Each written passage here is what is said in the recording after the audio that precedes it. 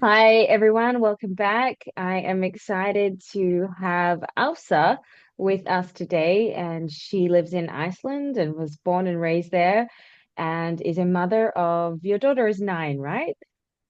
Yeah, she's 9. Her name is Isabella. 9. Isabella. Isabella is 9. So I'm excited to get into this conversation. So Asa and I actually met early in the summer. We were sitting next to each other on a plane coming back from Paris. You've just Hmm. gone to Taylor Swift Yeah. concert, and I was doing some work there, and yeah, we just got chatting on a flight. So yeah, always, and I'm not the best at it, but if you can talk to the person next to you, you might make a new friend, as in this case. So take the headphones out. Hmm. Cool, cool. So, Elsa, can you tell us, first of all, where in Iceland do you live and where did you Uh, grow up? so I live in Reykjavik, so it's the capital of Iceland. But I actually grew up in Garður. So the where the international airport here in Iceland is, it's in a town named Keflavik.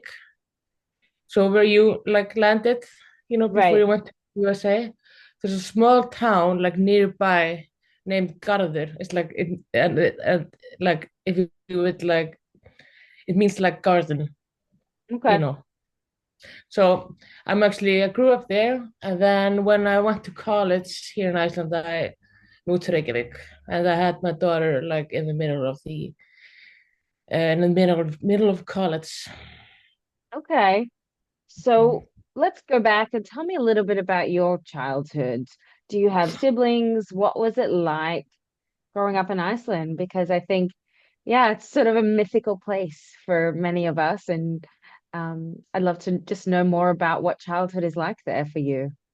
Yeah, I mean, because I grew up in a really small town, so I don't think it's the same as in you would be talking to someone that grew up here. I mean, I could tell you the difference later on, like how I'm raising Isabella versus how I was raised, because like Mm, because the town that I was raised in, Garður, it's so small. It's not. I don't even know how many people live there right now, but mm, it's more like of a country, country town, like a lot of animals so there where you see like in the gardens and all of that.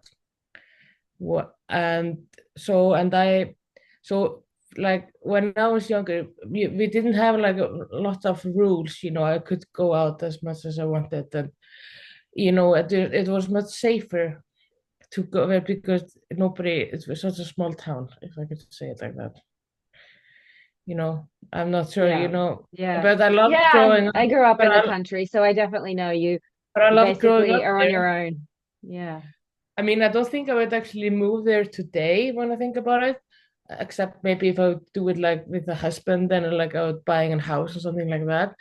I would not go there now today alone with my daughter. I think that would be really boring for me. But as a kid, I loved growing up there. At the countryside. You could like it's really nice. It's nearby the sea, like at the top, like where the airport is. It's like almost on the top. Mm. And when did you decide to go to the city? In 2013, when I started my college, and so I studied tourism and I took an extra degree in business.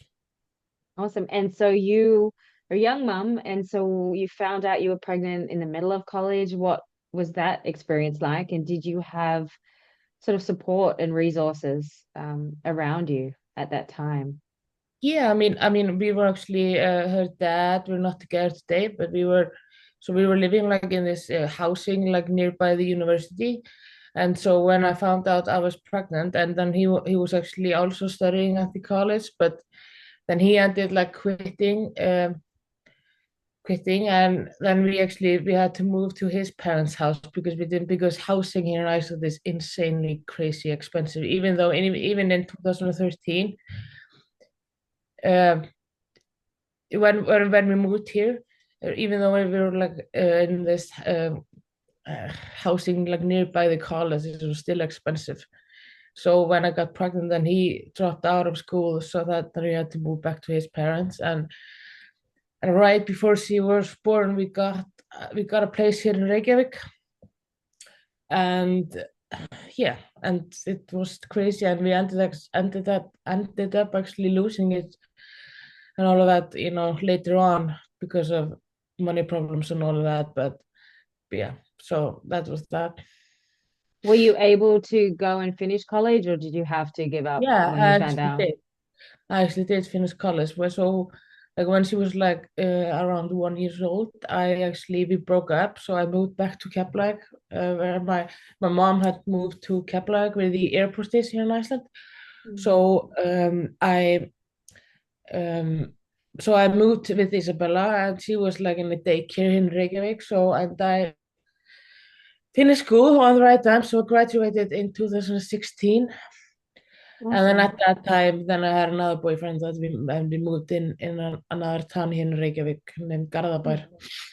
And, Right. What was the cost of daycare? What's the cost of daycare in it's Iceland or where you are? I mean, right now, I think at the time when she was like at daycare, that was 2015, 2016, it was like 70,000 Icelandic per month. But wait, I'm gonna go get my phone. Wait. Yeah, I want to Google that. See what, so 17,000 Icelandic a month.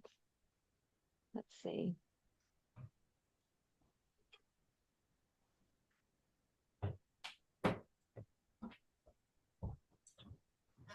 7,000. 70,000. So Yeah, it's US. 70,000. Let's see what that is in US dollars. 70,000.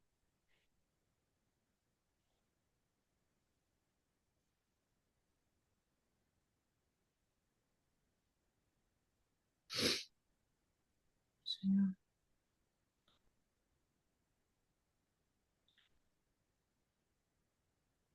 500, about $500. $511. Yeah, but So, that was like 2015. I'm not sure how much it costs today, but it's probably more expensive today. It's mm, much more, it's actually daycare here in Iceland is more expensive than kindergarten. right. How much do you pay for public schooling in Iceland at all? Or, No, we don't pay for public schooling, but we have to pay for, so it's kind of like the daycare after school. So the mm, school is from around 8 o'clock in the morning to 1:30. And then mm. after that, they have like this, where what's it called? In Like my preschool or like aftercare, after after hours? yeah, after you have to care, we have to pay for Yeah. that. That's pretty expensive. I think I'm paying around 30,000. So it's A couple of hundred that would be. So, so it's yeah, that like would, 250 per month. yeah, yeah, Yes, around for that. aftercare. Yeah. What about healthcare in Iceland? Were you out of pocket for your birth experience or any of your prenatal or postnatal care? No, we don't have to pay for that. That's free here in That- Iceland. That's all. So, and did you give birth in a hospital? Yeah, we can. I gave birth in a hospital, but I mean, there's a lot of. I mean, but you can have it, at your own home, and all that. As soon unless you have like this complicated pregnancy or something like that, just Mm. like in USA, I guess. And how many days do you typically stay in the hospital? And is it a midwife that's doing the delivery or is it a doctor? It's the midwife, yeah. And then Yeah. it's really common here in Iceland that there's like an extra person like inside the room that's like learning or something. I remember when I Mm. had birth, like at some point there were like three people like looking at my vagina, after I had birth, trying to, look do some of the aftermath after the birth or something. But Yeah. we only stayed like one night, but because it's really common here in Iceland because the healthcare here in Iceland is shit. It's not good, and like how the hospitals are full everywhere, Mm. and so it's Is not. that, do you think because of universal healthcare that even though it's free, you're not getting the best care because there isn't the facilities or there isn't the doctors to provide Yeah, I think that quality might be care? 100%. I think I don't know, and also like I know that doctors and nurses here in Iceland are underpaid, and like I think it was just last year then we had like a strike with the nurses. Mm. And now the teachers here in Iceland are actually going on a strike in middle school. Mm. Can you take out private health insurance if you wanted to? Do people do that to have their babies, or is that not an option? No, we don't have it like that, but we have like a private. We have a private hospital here in Iceland, so it costs more, but Mm. the waiting time to get in, is like really long. But you Mm. don't pay any extra for any extra health care or something. Yeah. And the I think midwife who delivered Isabella, was that the same midwife that you saw throughout your pregnancy? no, it was not the same. It was a different, because the nurse at the hospital where I had Isabella, and then I was seeing what's it called, like the healthcare, Mm. where the clinics, where yeah, I met with the midwife or nurse or doctor or something. I don't even remember. Like throughout the pregnancy to check if everything was okay, and then when I went to the hospital to give birth, there was another person, so it's not the same. Mm. So yeah, it just whoever happens to be on duty at the time kind Yeah, of, kind of. yeah, does the job. Does the government in Iceland give maternity leave? Did you get any support from the government after you'd had Isabella, financial support? Yeah, so because I was in school, so I didn't get much, but because I was in school, so I only got 6 months, Six months. and her dad was allowed to get three, but because he was working at the time, and like his income was much more than I was getting from you know, what is Right. it? Yeah. So then So he it did. did, yeah. So I was both men and women get some sort of maternity and paternity leave from the government, and it's contingent on based on what you were earning when you had your child. Is that right? Yeah, it is, but it's different now because now it's not allowed to. So like they actually changed the law, I think the beginning of this year. So men and women have to switch it equally. Because when I had Isabella, we could like, you know, I would have been able to take in his 3 months, and be home with her, but I couldn't do it. We couldn't do it because of the money. But today they changed the law, and so men have to stay home with children today, newborn as well. Mm. And how much leave do some people do they get up to 12 months? I know you said you got 6 months. Is there a cap on how much leave is offered? You can get, I think it's up to 18 months, but the thing is like you only get like a certain amount of money that you get. So if you're gonna only do 6 months, you're gonna get more each month. But if you get like Okay, you like switch it, so I see. So it's a flat rate for how it's a flat rate, and you can just choose yeah, how you want to distribute it for how long you want to distribute it. and yeah, yes, Typically how long do mothers take off work once they've had a child? What is the norm a 1 year, when you yeah. and what about men?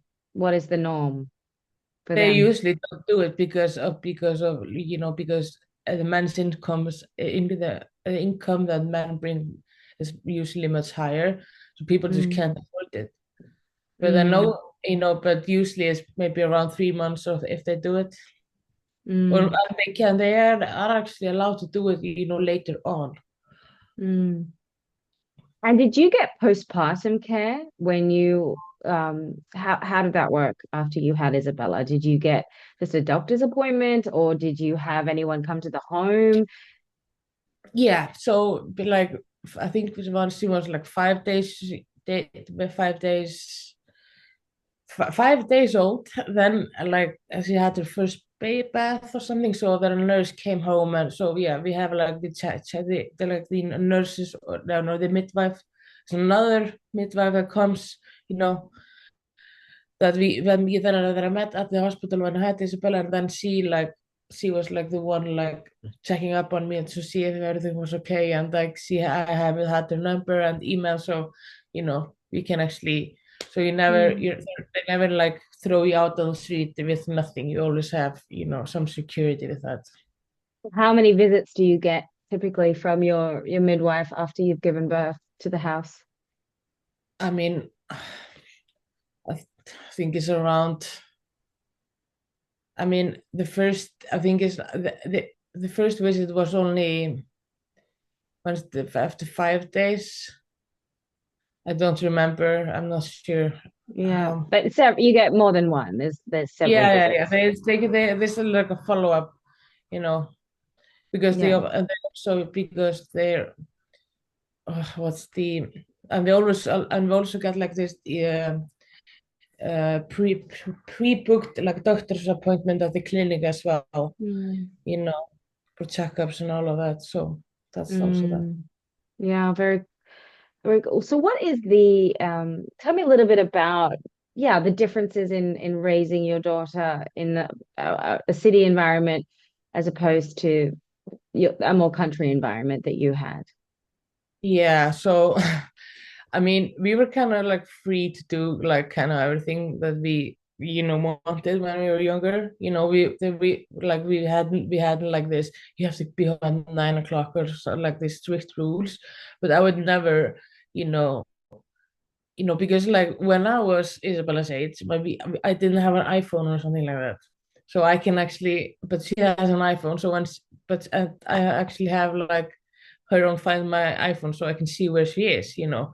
I didn't have that growing up, and I didn't have that, the technology at that time. So, and it was a small town, and everybody knew everybody, so everyone was really friendly and and kind, and there's nothing, there was never any trouble. But because I live actually kind of downtown here in Reykjavik, Iceland, I would not allow her to go outside, after alone, for example. Not at her age right now, but Yeah. What year is she? So she's in what year at school is she in? Five, four, five, she's in fourth grade, yeah. fourth grade. So What is the yeah, so education system? What's the education system like in Iceland? Is there sort of a particular approach, particular sort of teaching philosophies? Yeah, tell me a little bit more about the school system. um, um can you explain more? Yeah, just what are her school hours? What's the day like? What sort of things? Yeah, Obviously, they're learning all the standard things, math, science, English, but yeah, she's what in English. Yeah. is So it's there a focus on anything particular? Yeah, it's kind of, I think it's kind of like similar as in USA, as in like they get they're learning math, Icelandic, learning to read and all of that, and then she's actually started to learn. She's in English classes now, but I remember at my age, I didn't start in English classes until I was in sixth grade. So they're Mm, like chasing that, and then they have like gym and they have swimming lessons as well. mm. And yeah, and they learn about uh, you know it's just this typical education, Typical. that kids Yeah. have. Yeah, I think, and then they usually start at 8:30 in the morning, and the middle school finishes at around 1:30, and then the 1:30. daycare, yeah, then the daycare is after that too. We can't have they can't be there until 5 o'clock on the day. Mm. I'm always curious, obviously, because it is a cold environment. What is it? I mean, is it still a very outdoors place? Do kids spend a lot of time outdoors activities? Is it Yeah, would you say an active society? yeah, 100%. But like a lot of kids like bicycle here, and they're like, but the thing is like, the only thing I think that's like if you take the difference like when I grew up versus now, like I like because we didn't have this technology and the phones that we have today, so and even the PlayStations and all of that. So I remember I was always playing outside and always doing, I was never at home. But today, I think it's kind of like the changing that I find it really hard to get Isabel out, out to play. But Mm, I mean, she does it, but it's not like it used to be, mm. But yeah, but we have a lot of outdoor activities here. We have, you know, Do the schools focus on outdoor activities even in the colder months? yeah, yeah, 100%. I mean, she's in gym classes now outside. Okay. Is how cold is it there now? What are the Oh, temperatures it's already? freezing. It's freezing. It's uh, um, Just below freezing. 30 we use 32 like degrees. so, so it's 7 Celsius. So it's like Okay. All right. kind of good today, but I think, but it snowed, but actually snowed like a couple of days ago. Do you do snow days in Iceland? I know here, whenever it snows, it's like things get shut down, schools get No, shut we don't. down. It's It's it's a not big shut down. deal. The school does not shut down when it snows here. No, we kind of welcome it. Everybody like we have like this, like everybody go like playing in the snow and like people love the snow here. Yeah. What about are there any sort of what is your approach to feeding toddlers? Is there in Iceland, like tell me a little bit more about the cuisines. Did you do the whole baby food thing or did you just go straight to kind of adult food? What's like typical Icelandic food?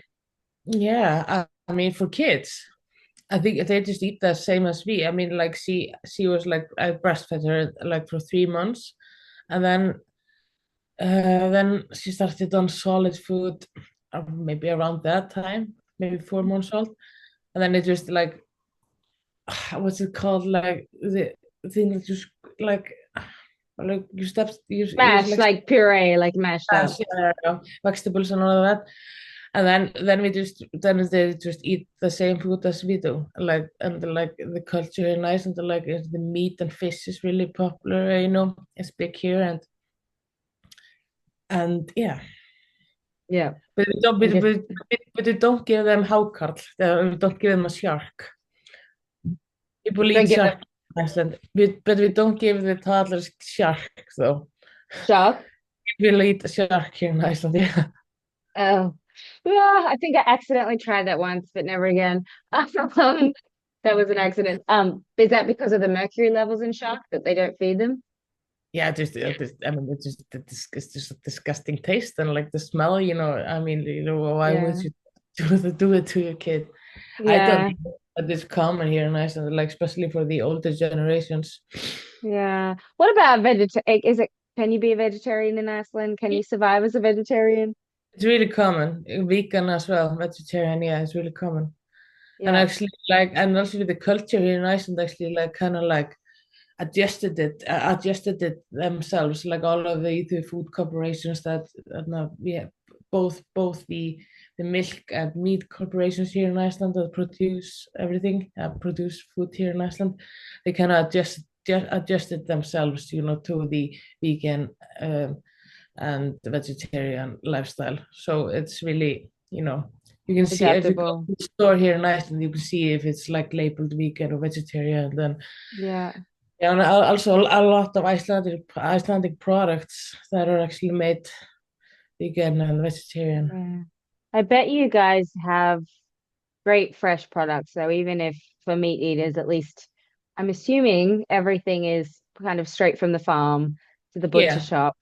every Unlike my biggest issue with the US is these horrible factory farms where they're just these massive, disgusting slaughterhouses, and these animals are pumped up with antibiotics, and then it's teeming with I mean, they just recalled 10 million pounds of meat. Can you believe that? 10 million uh, pounds of meat they just recalled for listeria. So I'm just like, this is gross. This is disgusting. I'd probably be much more inclined to eat meat in somewhere like Iceland yeah, because I know that it's from a farm that isn't abusing the animals and it's fresh and not full of crap. But here it's so hard to wrap my head around it. I yeah, um I find it so frustrating. And yeah, that I want to spend more time in Iceland just to Yeah. try everything. Icelandic yogurt though, my daughter eats that. That's the best. I buy that. It's better than Greek yogurt. Are you talking Um, about skyr? sorry. Talking about skyr. Yeah, Skier. Yeah. Yeah, that's the brand. Yeah, Yeah. they make it nice and creamy, so that's definitely a good one. What about vegetables? Do you find though are they That's harder to come by because of the weather conditions being more cold and harsh, or so like we have I mean like we can't make everything we can't like I don't actually not 100% sure like which vegetable is not possible to produce here in Iceland, but we have but we have like an Icelandic cucumbers and tomatoes and tomato farms and all of that, and so we so we so it's usually just fresh, in the stores with us. And you can actually, if you go like a little bit like outside of Reykjavik, you can actually just walk to farms that are actually selling, eggs or Hmm. um, tomatoes or cucumbers and all of that. And you can just buy it fresh from the farm. It's really, but it's more expensive, but it's really nice. Yeah, that's great. Um, What about a sort of after school activities in the US? There's always like we call them the soccer moms or the baseball moms, and kids are in 1,000 activities, whether they're sports or Yeah. languages or tutoring or music. Is that common in Iceland, or is it more just about free play? No, it's really common. Like soccer is really common here in Iceland. Soccer, Hmm. basketball, and handball. Mm, And so like that's really popular. And so we also have like like music education and all that. So usually I think most and swimming lessons, my daughter is actually learning swimming outside of school as well. So I think it's much more common that every kid is like doing some kind of activity after school. The only problem with that is, but not another problem with that. This the thing is, it's really expensive. Whatever you do, if you wanna, if you wanna play soccer or you wanna play basketball or whatever you wanna do, everything is really expensive, and the mm, government only like pays down like a small amount of it, but not enough to like cover the whole year. So it's really common that kids today don't can only like maybe be just the half the year in outdoor activities, just because the parents can't afford the whole mm. year. So the government will subsidize a small amount of it, and then you have to Yeah, pay the rest yourself, yeah. right? Um, what about college education? Is the government subsidize or pay for that, or do you have to pay Oh, out of pocket for that? we have to pay out of pocket for that. And is the burden on the parents to pay for college, university, or is the burden on the student to pay for that? The Because I student. know, yeah, in Australia, the burden's not on the parent, it's on the student. And basically you can choose to take out, it used to be HEX when I was growing up. The name I think has changed numerous times since then. But basically you don't pay anything up front, and then once you start earning a certain amount of money, it starts to come out like a small tax. So the burden's not on the parents. Whereas in America, college or university is so much more expensive than Australia, like Uh, by leaps and bounds. To do, an average degree and live on campus, it's hundreds of thousands of dollars, which I don't know how parents do it. yeah. When Raven was a week old, I opened a college fund for her because I was so nervous about it. Yeah. Um, secretly I hope she goes to college maybe in Australia or somewhere so can go So and to stay move with there. her. But I'd rather her spend that money on just on life experiences, I think. But Yeah. that'll be up to her. But the point is the burden really is on the parents, and I don't know that if it's like that in any other country except the US. It's not there like that here in Iceland. No, not at all. And you like and use most students take like students loans to cover the education, and then then it just haunts us until we die. Yeah. And you just have to keep paying it off. Yeah, Yeah. well, yeah, interesting. Now America's not alone in that because that's definitely the case with people here as well, is just being well into their 40s, Yeah. 50s and still paying off an undergraduate degree, which just blows my mind. Really, Yeah. absolutely blows my mind. Same. Um, yeah, I'd love to go back and study different things in college, but the idea of being in that kind of amount of debt, and then when I think about yeah, the Yeah. travel that I could do for that and the places I could take my 100%. daughter, I'm like, oh my gosh, I just could not justify that my learning, what's the word, my earning ability would go Yeah. up by that It's not, much to that, justify it. that's kind Yeah. of just that's kind of so sad because like I mean it's the same for me because I mean I would love to go back to school to learn something, especially now when I'm not working. But like Mm. but like money wise, it's not a chance that it's not Can affordable. do, yeah, yeah, that's exactly how I feel. It's a shame. It's a big shame, but how would you describe sort of gender roles in Iceland? Would you sort of say they're still very traditional, or do you think is it more of a progressive society where husband, wife, or man, woman kind of share the duties? Um, or is it still very much the sort of parenting typically falls on the mother and the providing kind of falls on the father? Yeah, I think yeah, it is kind of just exactly like that. I mean, like I can't talk for everyone here, but so of course, like in some housing, there's like it's different, but usually it's just yeah, just like you said, it's very traditional in that way. How many kids are people having in Iceland? Like, what is your average family size? Uh, Around maybe 3 kids, I think. Okay. Two. But there was actually a news article here in Iceland just like a couple of weeks ago, and they were actually talking about how actually so like kids that are going to college, they can't actually afford to live on their own, so everybody's actually moving back to their parents' home, you know, just to be able to afford the college and all of that. And actually, people Mm, are and the kids you like when you start to buy your first your house and all of that, it's much less of that because nobody can afford to buy houses in Iceland mm. anymore. They're so expensive, and that's the same as, and then it comes also down to the news article that I was talking about. It stated that the kids here in Iceland, that people are actually it was like it was lowering the number of the kids per that were born per Mm, month, and it mm. would have been like 2 years ago or something, so Yeah. and that's the only reason for that is the pricing here in Iceland, the expensiveness. Is that just, is it Iceland always been super expensive, or is that something that's just happened in recent years? It's always been expensive, but it is actually super expensive now. The housing is going up like crazy, and the rent as well. And the kids are just, and people are moving back home to their parents, and people are losing houses, and the food here in Iceland is insane. It was Expensive. shocking. If you, yeah, you know, Um, so do you, yeah, yeah, so do it kind of, you, sorry, keep going.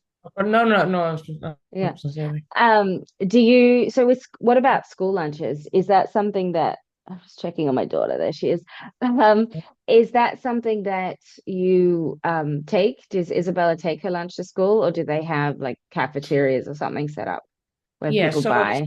they have a cafeteria so for lunch, so they get provided lunch, and we used to pay for it per month, but they only changed it like this now in August. Then the government made a new law then that we don't have to pay for the lunch for the kids, but she does have to take like pre like a morning snack with her. So it's only Mm, so she takes some cheese, apples, or banana, something like that, fruity mm, thing. Because they're actually really strict regarding lunches here in Iceland. They're like because their formula, what the schools here in Iceland say that is healthy is just crap, because they're how can I say it? So you Uh, mean that the school is restrictive about what children can bring as their yeah, lunches? yeah. It's only they're not allowed to bring like nuts and all of that because of allergy and Mm. all that. And then they're only allowed to bring like fruit or vegetables and cheese to like this So small snack. But then she what gets like a hot meal during the lunch that the school provides. what sort of lunches does the school provide? What's a typical lunch? Oh, it's disgusting. Yeah, at least according to my daughter, it's not good. And if I remember correctly myself, it was not very good. But it's just like this typical, fish and potatoes, like a hot meal, chicken and fry. Fairly healthy. Yeah, this is a healthy food, but it's like uh, like protection made food. So Okay. you imagine it's not good. So a kid's banned from bringing in, so they can't bring in things like chips or lollies or No, nothing like that. something candy. They, Interesting. Is and they that have because just for health reasons and they're concerned about obesity in children? Yeah, no, I think it's something because of health reasons or something like that. And they actually, and if she takes something like that has like a plast like around it, she has to take the trash back home. She's not allowed to throw the trash in, like, Wow. yeah, So you mean if something's plastic, she has to take it home, or what kind of yeah, trash? yeah, just plastic, just something around the food that she has or something. Oh, wow. So, Okay. yeah, to throw it at home, not at school. Interesting. Is there an issue with childhood obesity in Iceland? It's a big issue in the United States and other sort of developed countries. Is that a problem in Iceland? No, I wouldn't say that. It's not a problem here. Yeah. And is that just due to the generally the food being fairly whole food, and an active lifestyle, would you Yeah, say? I think it's just, because of, yeah, I think both of the active lifestyle and the fresh food that we get, just straight from the country, yeah. Yeah. You would die if you saw just the garbage that's in food in the US, like the GMOs, the chemicals, Yeah. it's so upsetting when I think about it, how hard and how expensive it is just to buy food that hasn't been totally contaminated by Yeah. some big, for-profit food company. It's super, super disappointing. Um, and then what was your experience like, sort of just in general as a young mom? So how old were you when you had Isabella? I was 22, no, 21. 21. Um, was there anyone around you that, your age that was also had a young family, or was that, um, yeah, what was it like, sort of just as a young mom, kind of having your first in your early 20s? Yeah, so no, not actually around my family, neither her dad's family side, but her dad's family lives here in Reykjavik. So like I said, when we had to move to their place, so they helped us a lot, helped us around a lot. But there were actually no other kids around, and still today there aren't even. She's kind of alone, like Yeah. at her age. Is she cool with that? Yeah, she has a Yeah. stepbrother at her dad, so she loves him very much. So. Yeah.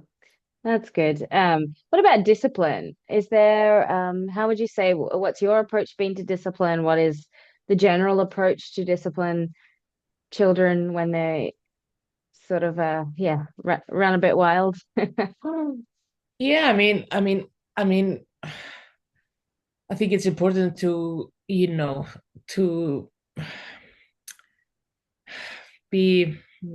how do you say it? If you say no, you have to stay.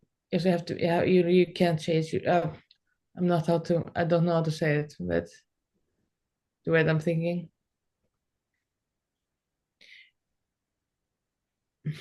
I'm not sure how to answer it. Right. And Do you uh, do, like a common tactic here would be, grounding a child, basically sending them to their room and they can't go out for X amount of days or weeks. Things like that. Is that an approach that parents take in Iceland, or is it more just sort of a verbal reprimand? Yeah, how do you approach behavioral problems? Yeah, I mean, definitely like when the kids will get a little bit older, they get bad, and get going at like we call it like a timeout here in Iceland, and when they're not allowed to go outside or meet with friends, or we take their phones, or they don't have something like that. And so definitely I have all of those rules, and but I mean like I don't usually put Isabel in timeout. I don't really need it, as maybe she's because of her age, but she has ADHD, so she's Mm, can be like a lot of but mm, I just kind of like with her, I think it's really important to like she has to have a routine, as soon mm, as I'm not in a routine, or the routine falls off, and she feels like, because she has to, so like it's important, like with her, like she has to know like what she's gonna do next. So as mm, long as they like then like per routine, I think that's pretty common here in Iceland as well. And yeah, and then like I said, I mean, even though she would be, I mean, if she would be living in Garður where I grew up, she definitely would be allowed to go outside after 8 o'clock, but I wouldn't allow it here in the city, just because it's bigger, and I don't know anybody here, and mm. just a safety concern mostly. Yeah. And what do you love most about being a mom? She just she just come yeah, she just completes me. Just I mean, she just makes me a better person. I think that, Mm. and she's just like this little sun in my life. I can say that. Oh, I love her very much, and I'm really thankful for her, and that I've had her so young, because I'm just, yeah, very thankful for her. yeah. Do you think you met the right person that you would want to have more, or are you happy with one? If I would not meet the right person, yeah, definitely would have more, but I haven't yet. So, Yeah. I mean, but I think it's kind of hard to answer that question, because I might say that now, but I might meet someone that maybe has kids. So I might be, let's say if he has 4 kids or something, and then I'm gonna have like 4 step kids and 1 kid, so we have 5. So Yeah. maybe we're not gonna be like one thing another. So, but if I would be like meeting someone with no kids, and like if me and that person like decided that we wanted to, Mm. 100%, like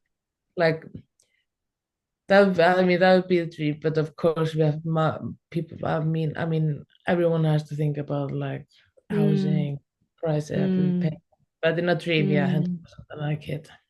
100%. I guess my last question is, what's your hope for Isabella? Yeah, what do you want for her future? I just hope she just picks something that she really wants, not because other people are doing it. And I hope just that she follows her dreams and does what she wants. Mm. Because I find it kind of common, like with her and her friends, that's like she only wants to play badminton because her friends are playing badminton and soccer and etc. But Mm. so that's kind of what I'm always trying to like tell her today. What do you want to do? What's your interest? And she's really artsy, so I think she's gonna maybe a little bit. She's either gonna be a painter or a fashion designer. I think so. But just as soon, but I just hope she'll be happy, and Mm. healthy. I think that's the only thing that we can ask for. Mm. And just my bonus last question is, what are the top, let's say, three things that people visiting Iceland have to do? Okay. Put me on the spot. I would definitely um, uh, go dining here in Iceland, in the fine dining. Go to, but just eat fish and meat, taste it all, Hmm. taste everything that you just taste Iceland, everything that Iceland has to offer.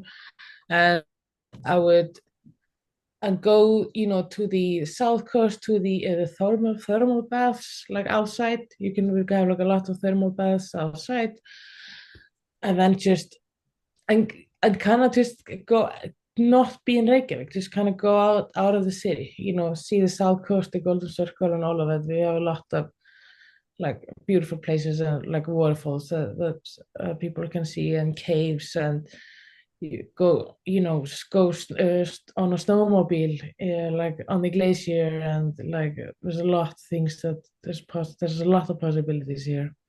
Mm, But you I have can't to wait take to check it everything. all out. Yeah, I Yeah, can't wait to check it all out. I definitely plan to come. yeah, Yeah, definitely plan to bring Raven, so I will definitely let you know yeah, when definitely. we come. It's been on my bucket list for a really long time. I feel like I need to go right in the middle of January just to get the full experience, even though I typically hate the cold. I feel like No, I you have should to just do it. jump in and just do it, do it fully, do the winter fully. But it was so good talking to you. I'm so Yeah. No, thank glad you. that we were seated next to each other on that Yeah, me. terribly delayed flight that we sat on the Yeah, oh my God. we sat on the tarmac for probably 3 hours or something. And then yeah, so that was an eventful. But it was so nice to meet you and stay connected with you. And thank you for sharing your experiences. And yeah, let's reconvene For again having soon. me. Thank you for having me. Of course. Have a beautiful evening. Thank you. Thank you.